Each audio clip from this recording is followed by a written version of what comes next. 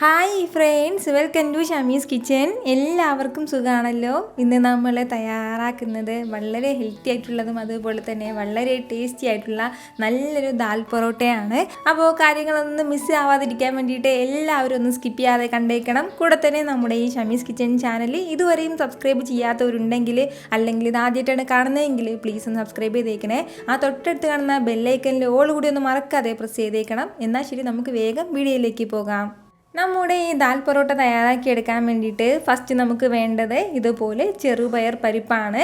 അപ്പോൾ ഇത് വന്നിട്ട് ഏകദേശം ഒരു 1-2 മണിക്കൂറോളം വെള്ളത്തിലേക്ക് ഇട്ടിട്ട് നല്ലതുപോലെ ഞാനൊന്ന് കുതിർത്ത് വെച്ചിട്ടുണ്ട്. ഏകദേശം 1/2 കപ്പ് അളവിലാണ് ഞാനിപ്പോൾ എടുത്തിട്ടുള്ളത്. ഈ കപ്പിൽ ഒരു 1/2 കപ്പ് അളവിലാണ് ഞാനിപ്പോൾ ചെറുപയർ പരിപ്പ് എടുത്തിട്ടുള്ളത്. നന്നായിട്ടൊന്ന് കുതിർന്ന് കിട്ടണം. ഈ ഒരു രീതിക്ക് നല്ലതുപോലെ ഒന്ന് കുതിർന്ന് കിട്ടിയിട്ടുണ്ട് ഇതിപ്പോൾ. ഇനി നമുക്ക് വേണ്ട എന്താണെന്ന് വെച്ചാൽ നല്ലതുപോലെ ഒന്ന് കഴുകണം. ഒരു 3-4 വെള്ളത്തിന് നന്നായിട്ടൊന്ന് കഴുകിയിട്ട് ഈ വെള്ളം കംപ്ലീറ്റ് ആയിട്ടൊന്ന് മാറ്റി ഒരു ബൗളിലേക്ക് ഒന്ന് മാറ്റാം. ഞാനിപ്പോൾ നമ്മുടെ ഈ പരിപ്പെല്ലാം നല്ലതുപോലെ ഒന്ന് കഴുകിയതിന് ശേഷം ഒരു ബൗളിലേക്ക് ഒന്ന് മാറ്റിയിട്ടുണ്ട്. അപ്പോൾ ഇതുപോലെ ഒന്ന് ബൗളിലേക്ക് മാറ്റി കഴിഞ്ഞാൽ പിന്നെ ഇനി നമുക്കിതിലേക്ക് വേണ്ടതാണ് ഒരു ചെറിയൊരു പീസ് അളവിൽ ഇഞ്ചി എടുത്തിട്ടുണ്ട്. എന്നിട്ട് ഇതുപോലെ ചെറുതായിട്ടൊന്ന് അരിഞ്ഞെടുത്തിട്ടുണ്ട്. അതും കൂടി ചേർത്ത് കൊടുക്കാം. അതുപോലെ തന്നെ കൂടെ വേണ്ടതാണ് ഒരേ ഒരു പച്ചമുളക്, തീരെ ചെറിയൊരു പച്ചമുളകിൽ ഒരു പച്ചമുളക് നല്ലതുപോലെ പൊടിയായിട്ടൊന്ന് അരിഞ്ഞെടുത്തിട്ടുണ്ട്. അപ്പോൾ അതും കൂടി ചേർക്കുകയാണ്. ഇത് ഇത്രയും ആയിക്കഴിഞ്ഞാൽ പിന്നെ ഇനി നമുക്കിതിലേക്ക് വേണ്ടത് ഇതുപോലെ 1 ടീസ്പൂൺ അളവിൽ മുളക് പൊടിയും കൂടിയാണ്. ഇപ്പോൾ അധികം എരിവുള്ള മുളക് പൊടിയാണെന്നുണ്ടെങ്കിൽ ഒരു 1/2 ടീസ്പൂണിൽ തന്നെ ചേർത്ത് കൊടുത്താൽ മതിയാവും. ഇതിപ്പോൾ അധികം എരിവില്ലാത്ത മുളക് പൊടിയാണ്, അതിൻ്റെ പേരിലാണ് ഞാനിപ്പോൾ 1 ടീസ്പൂൺ അളവിൽ ചേർത്ത് കൊടുക്കുന്നത്. കൂടെ തന്നെ പിന്നെ ഇനി നമുക്കിതിലേക്ക് വേണ്ടതാണ് ഇതുപോലെ ഒരു 1/2 ടീസ്പൂൺ അളവിൽ മഞ്ഞൾപ്പൊടിയും കൂടി. അപ്പോൾ അതും ചേർക്കാം. ഇതെല്ലാം നമ്മുടെ ഈ 1/2 കപ്പ് പരിപ്പ് എടുക്കുന്നതിനനുസരിച്ചിട്ടാണ് ഈ ഒരു മസാലക്കൂട്ടെല്ലാം ചേർത്ത് കൊടുക്കേണ്ടത്. ഇനി നമുക്ക് ഇതിലേക്ക് വേണ്ടത് ഒരു 1/2 ടീസ്പൂൺ അളവിൽ ഗരം മസാല പൊടിച്ചതും കൂടിയാണ്. അപ്പോൾ അതും കൂടി ചേർക്കാം. കൂടെ തന്നെ ഇതുപോലെ ഒരു 1/4 ടീസ്പൂൺ അളവിൽ കായപ്പൊടിയും കൂടി നമുക്ക് ആവശ്യമായിട്ടുണ്ട്. നമ്മുടെ സാധാരണ സാമ്പാർ കായം തന്നെയാണ്. അപ്പോൾ ആ കായപ്പൊടിയും കൂടി ഇതിലേക്ക് ഒന്ന് ചേർത്ത് കൊടുക്കാം. ഇത്രയും മസാലകളും ചേർത്ത് കൊടുത്തതിന് ശേഷം ഇതെല്ലാം കൂടി നല്ല രീതിയിൽ നമുക്ക് ഒന്ന് മിക്സ് ചെയ്ത് കൊടുക്കണം. നന്നായിട്ടൊന്ന് മിക്സ് ചെയ്ത് കൊടുക്കുക. നമ്മുടെ ഈ മസാല എല്ലാം നമ്മുടെ ഈ പരിപ്പിലേക്ക് നന്നായിട്ടൊന്ന് മിക്സ് ആകുന്നത് പോലെ നല്ലതുപോലെ ഒന്ന് കോട്ടാകുന്നത് പോലെ നല്ല രീതിയിൽ ഇതുപോലെ ഒന്ന് മിക്സ് ചെയ്ത് കൊടുക്കണം. ഇതുപോലെ നന്നായിട്ടൊന്ന് മിക്സ് ചെയ്ത് കൊടുത്തു കഴിഞ്ഞാൽ പിന്നെ നമുക്കിതിലേക്ക് വേണ്ടതാണ് ഇതുപോലെ ഒരു 1/2 കപ്പ് അളവിൽ ഗോതമ്പ് പൊടിയും കൂടിയാണ്. അപ്പോൾ നമ്മളിതിലേക്ക് ഒരുപാട് ഗോതമ്പ് പൊടി ചേർക്കാൻ വേണ്ടി നിൽക്കണ്ട, എങ്കിൽ പിന്നെ നമ്മുടെ ഈ പരിപ്പിൻ്റെ അളവ് അങ്ങ് കുറഞ്ഞു പോകും. അതിൻ്റെ പേരിൽ ഈ 1/2 കപ്പ് അളവിൽ 1/2 കപ്പ് നമ്മുടെ പരിപ്പിന് 1/2 കപ്പ് അളവിൽ മാത്രം ഗോതമ്പ് പൊടി മതിയാവും. കൂടെ തന്നെ ഒരല്പം മല്ലിയിലയും കൂടി നമുക്ക് ആവശ്യമായിട്ടുണ്ട്. മല്ലിയിലയുടെയൊക്കെ നമ്മുടെ ടേസ്റ്റിനനുസരിച്ചിട്ട് ചേർത്ത് കൊടുത്താൽ മതിയാവും. കൂടുതൽ ഇഷ്ടമാണെന്നുണ്ടെങ്കിൽ മല്ലിയില കൂടുതൽ ചേർത്ത് കൊടുക്കാം. ഇനി നമുക്ക് വേണ്ടത് ഇതിന് ഇത്രയും ആവശ്യമായിട്ടുള്ള ഉപ്പും കൂടിയാണ്. അപ്പോൾ നമ്മൾ ഇതുവരെ ഉപ്പൊന്നും ചേർത്തിട്ടില്ല. നമ്മുടെ പരിപ്പിൽ വെള്ളത്തിലിട്ട സമയത്തൊന്നും ഉപ്പൊന്നും ചേർത്തില്ല കേട്ടോ. അപ്പോൾ അതിനെല്ലാത്തിനും കൂടി ആവശ്യമായിട്ടുള്ള ഉപ്പും കൂടി ഒന്ന് ചേർത്ത് കൊടുക്കാം. ഉപ്പും ചേർത്ത് കൊടുത്തതിന് ശേഷം ഇതെല്ലാം കൂടി നന്നായിട്ട് നമ്മൾ ഒന്ന് മിക്സ് ചെയ്ത് കൊടുക്കണം. ഇതുപോലെ നന്നായിട്ടൊന്ന് മിക്സ് ചെയ്ത് കൊടുത്തു കഴിഞ്ഞാൽ പിന്നെ ഇനി നമുക്കിതിലേക്ക് നമ്മുടെ നന്നായിട്ട് ഇത് കുഴച്ചെടുക്കാൻ ആവശ്യമായിട്ടുള്ള നമ്മൾ സാധാരണ ചപ്പാത്തി കുഴച്ചെടുക്കാൻ വേണ്ടി ഉപയോഗിക്കില്ലേ, അതുപോലെ വളരെ കുറച്ച് മാത്രം വെള്ളം കൂടി ചേർത്ത് കൊടുത്തിട്ട് നല്ലതുപോലെ ഒന്ന് കുഴച്ചെടുക്കാം. ഞാനിപ്പോൾ ഇതുപോലെ നന്നായിട്ട് ഇതെല്ലാം ഒന്ന് മിക്സ് ചെയ്ത് കുഴച്ചെടുത്തിട്ടുണ്ട്. അപ്പോൾ ഈ ഒരു രീതിക്ക് വേണം നമ്മളത് കുഴച്ചെടുക്കാനായിട്ട്. ഇത്രയും ആയിക്കഴിഞ്ഞാൽ ഇനി നമുക്കിതിലേക്ക് ഒരല്പം എണ്ണയും കൂടി ഒന്ന് ചേർത്ത് കൊടുക്കാം. ഒരേ 1 ടീസ്പൂൺ അളവിൽ എണ്ണയും കൂടി ചേർത്ത് കൊടുത്തിട്ട് നല്ലതുപോലെ വീണ്ടും ഒന്ന് മിക്സ് ചെയ്ത് കൊടുക്കണം. നന്നായിട്ട് വീണ്ടും ഒന്ന് കുഴച്ച് കൊടുത്തിട്ട് ഒരു 10 മിനിറ്റ്, ഒരു 5-10 മിനിറ്റ് നമ്മളൊന്ന് റെസ്റ്റ് ചെയ്യാൻ വേണ്ടി മാറ്റി വയ്ക്കണം. അത്രയും സമയം കൊണ്ട് നല്ലതുപോലെ സോഫ്റ്റായി കിട്ടും. അതിന് ശേഷം നമുക്ക് നല്ല ചെറിയ ചെറിയ പീസാക്കിയിട്ടൊന്ന് പരത്തിയെടുക്കാം. ഇനി നമുക്ക് വേണ്ട എന്താണെന്ന് വെച്ചാൽ ഒരു ചപ്പാത്തി പലകയിലേക്ക് ഒരു അല്പം മാവിട്ട് കൊടുത്തതിന് ശേഷം നമുക്ക് ഇഷ്ടമുള്ള സൈസിന് എടുക്കാം.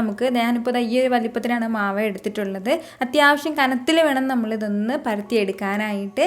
അതിനുശേഷം ആവശ്യമുള്ള മാവൊക്കെ ഇട്ട് കൊടുത്തിട്ട് നല്ലതുപോലെ ഒന്ന് പരത്തിയെടുക്കാം. ചെറിയൊരു ഷേപ്പ് മതി കേട്ടോ. പിന്നീട് നമുക്ക് എന്തെങ്കിലും ചെറിയൊരു പാത്രം വെച്ചിട്ടോ അല്ലാന്നുണ്ടെങ്കിൽ റൗണ്ട് കട്ടർ എന്തെങ്കിലും വെച്ചിട്ടൊന്ന് കട്ട് ചെയ്ത് എടുക്കാവുന്നേ ഉള്ളൂ. ഞാനിപ്പോൾ ഇതുപോലെ ഒരു ചെറിയൊരു പാത്രമാണ് ഉപയോഗിച്ചിട്ടുള്ളത്. എന്നിട്ട് അതുപോലെ നമുക്ക് നമുക്ക് ഇഷ്ടമുള്ള സൈസിൽ ഇതൊന്ന് കട്ട് ചെയ്തെടുക്കാം. അപ്പോൾ ഈ ഒരു രീതിക്ക് വളരെ സിമ്പിളായിട്ട് നമുക്ക് ബാക്കി എല്ലാം ഒന്ന് പരത്തിയെടുക്കാവുന്നേ ഉള്ളൂ. ഒട്ടും പ്രയാസമൊന്നുമില്ലാതെ വളരെ പെട്ടെന്ന് പരത്തിയെടുക്കാൻ പറ്റുന്നതാണ്. ഞാൻ പറഞ്ഞതുപോലെ ഒരുപാട് തിന്നായിട്ട് നമ്മളിത് പരത്താൻ വേണ്ടി നിൽക്കരുത്. ഇച്ചിരി കനത്തിൽ വേണം, ഈ ഒരു കനത്തിലൊക്കെ വേണം നമ്മൾ നല്ലതുപോലെ ഇതൊന്ന് പരത്തിയെടുക്കാനായിട്ട്.